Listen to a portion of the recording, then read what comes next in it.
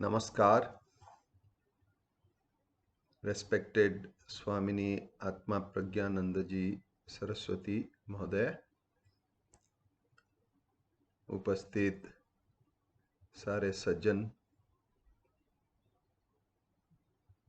I am extremely privileged and feel blessed to have this opportunity to share a few words with such a august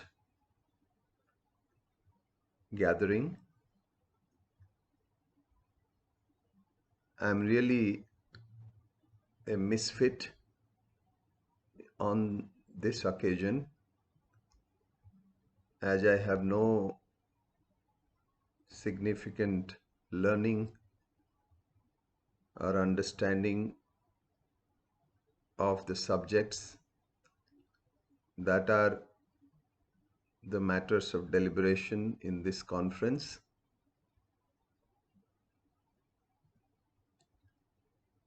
My biggest blessing in this life is to have been born or having taken birth to Dr. Chakrapani Mishra, my father, who in his later life became known after his initiation into sannyas as Swami Chetanananda Saraswati. So I deem it my great fortune to have this opportunity today to say a few words about his life and the way I knew him, first as his son and subsequently as his disciple, although a highly inadequate one at that.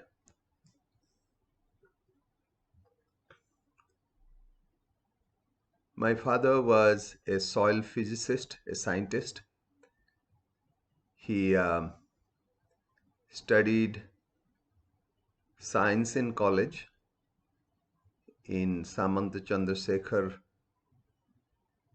College in Puri before proceeding to Banaras Hindu University to pursue a bachelor's degree in agricultural sciences and subsequently higher studies in Pusa Institute near Delhi and some years later at the University of California in Davis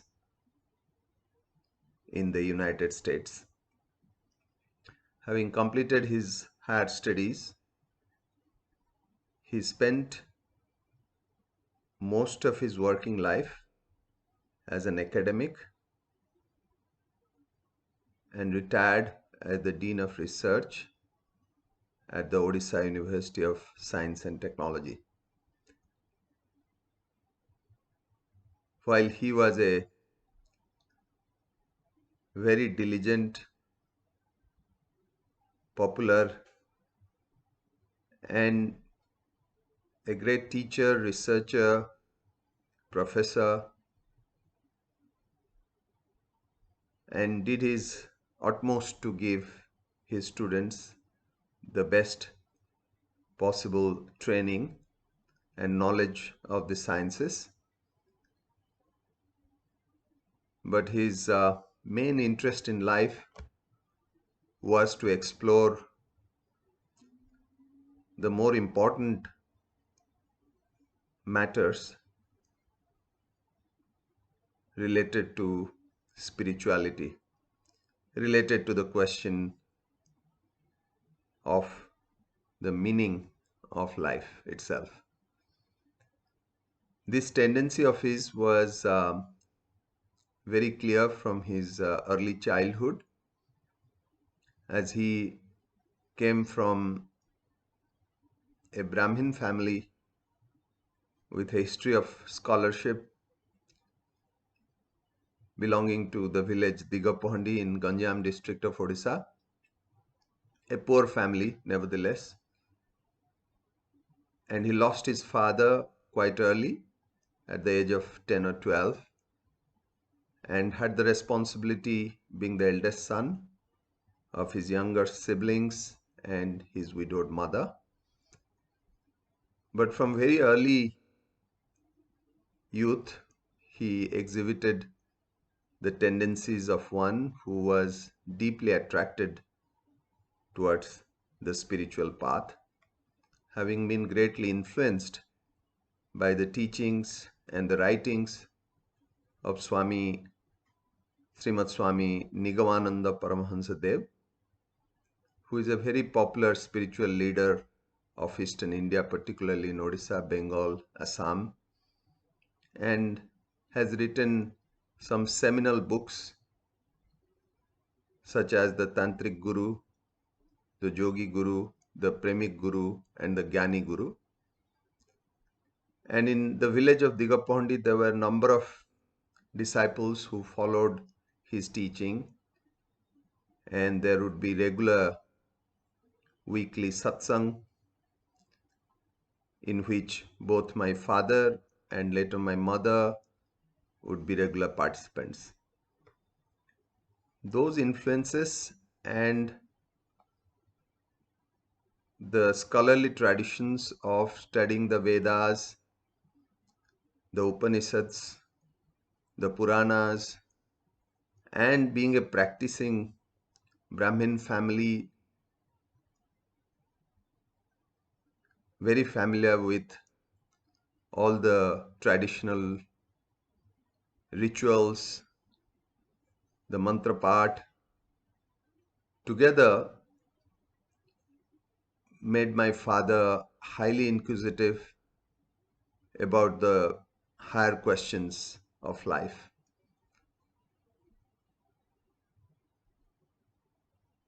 Even before he met his eventual Gurudev, Swami Vishuddhananda Saraswati, who himself was a sannyasi disciple of Srimad Swami Nigamananda Paramahansa Dev, my father, even during his professional work life, had already practiced on his own the yoga methods described by Swami Nigamananda Paramahansa Dev in his book, The Tantric Guru. And for the first time, we all came to read in his autobiography titled The Inner Light or Atma Jyoti that he had experienced some significant spiritual ecstasy or out of body experiences through those practices even before he met his eventual Guruji, whom he affectionately called Guru Baba, Swami Vishuddhananda Saraswati. It is very interesting that Swami Vishuddhananda Saraswati himself had never gone to school. He was literally bereft of even the primary education and used to work as a cook, as a brahmachari in one of the ashrams of Swami Nigamananda Paramahansa Dev. And in his own words, he would say that he had no intentions of becoming a sannyasi. But it so happened that Srimad Swami Nigamananda Paramahansa Dev took upon himself to almost forcibly initiate Sri Vishuddhananda Saraswati ji into sannyas, telling him that as his guru, he would ensure that he would be a successful renunciate, and even to the point that he said he will ensure that his disciple could remember the sacred mantra that he was going to impart to him for his spiritual practice. It's a very fascinating story how Swami Visuddhananda Saraswati, who met my father, the then Dr. Chakrapani Mishra, and the kind of conversations they would used to have when my father, having already practiced and experienced certain yogic methods described by Nigamananda Paramahansa Devji, and having had studied the scriptures and the Upanishads and the Vedas,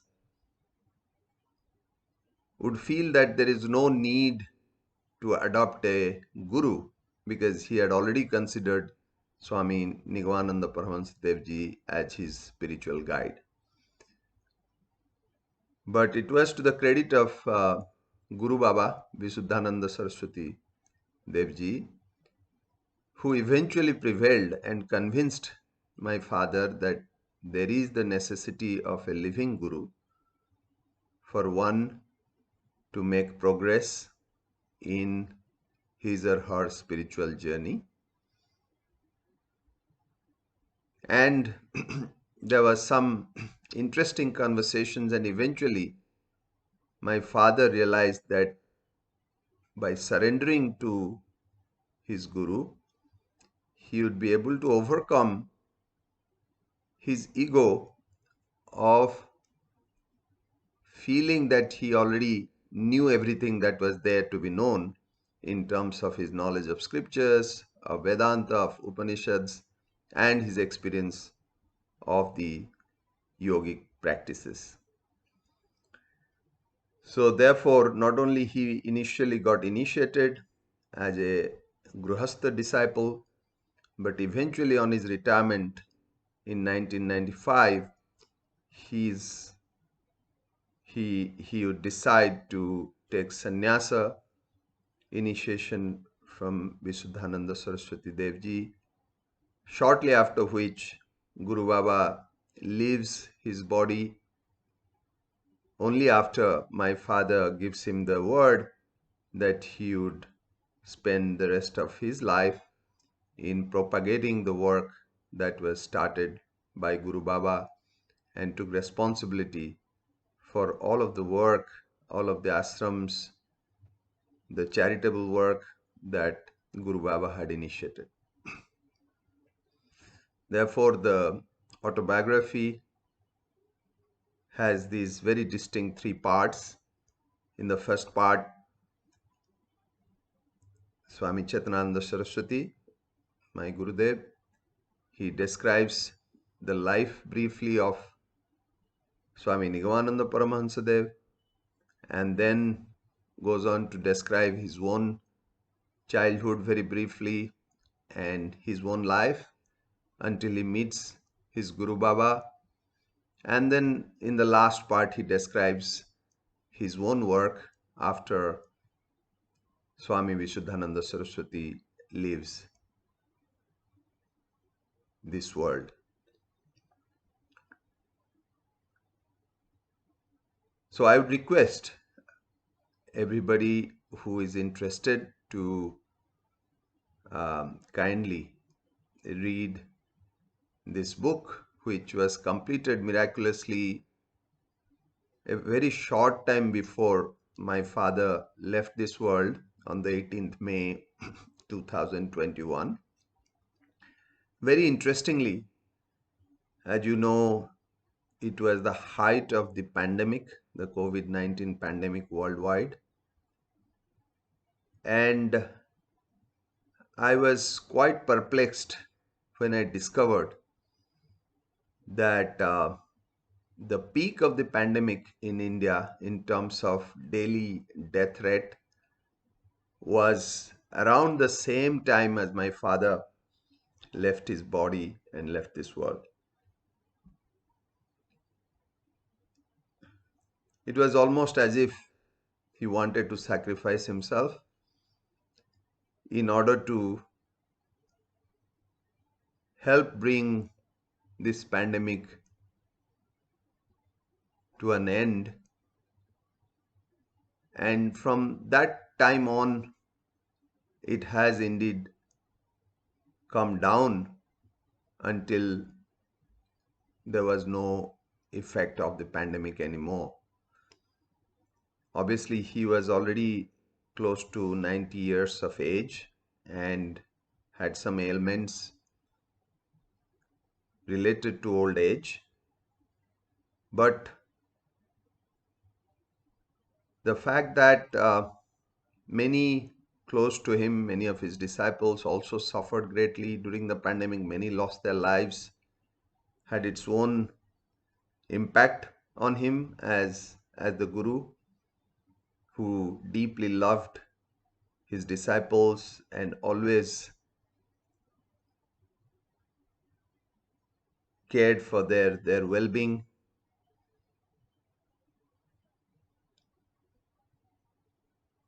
Even though as a scientist, he was not one to believe in miracles, not one to who always taught disciples not to have blind faith, but always follow the path of Sankara through logic, through reasoning, through the path of knowledge, to believe only that which one can experience through one's own efforts and practices, as guided by the great gurus and sages of our tradition.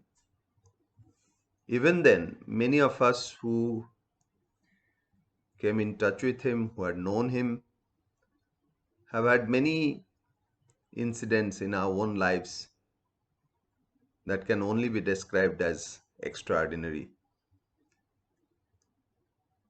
And that is the power of Sadguru, of a true realized soul, a spiritual master.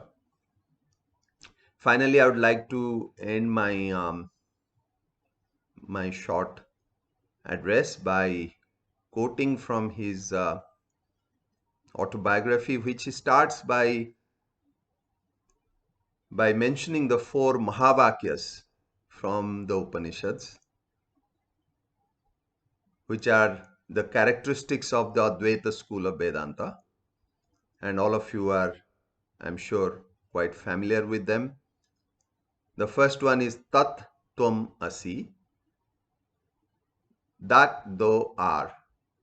This comes from the Chandogya Upanishad of the Samaveda. Tat Tvam Asi. The second one is Aham Brahmam Asi. Aham Brahmasmi. Aham Brahmasmi. Meaning I am Brahman or I am the divine, which comes from Brihad Aranyaka Upanishad of Yajurveda. The third one is Pragyanam Brahma, meaning Pragyana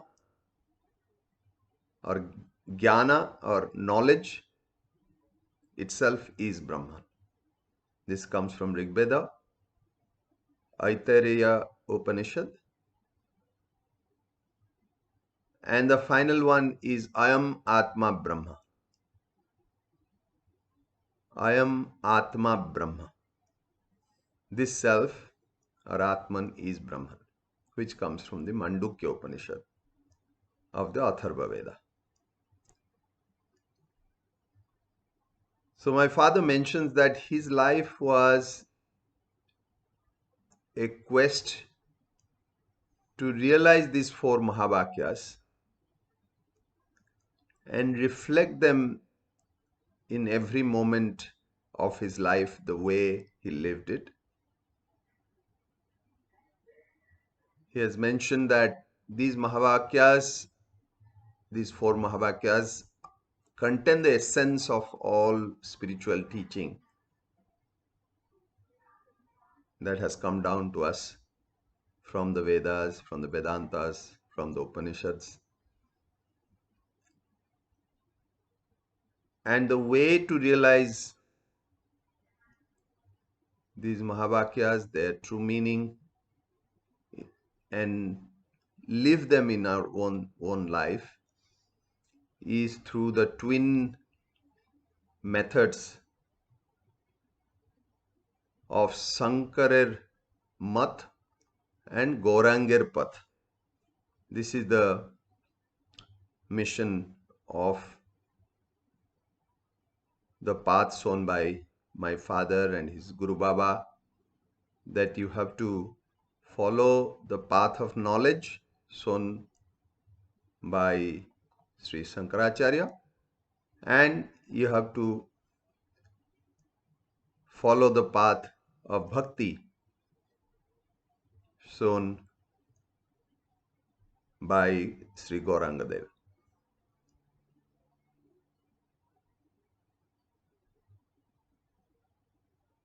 So this leaves a very tall order for ordinary disciples such as myself, and I think one life is probably not long enough to explore and pursue such high ideals and objectives while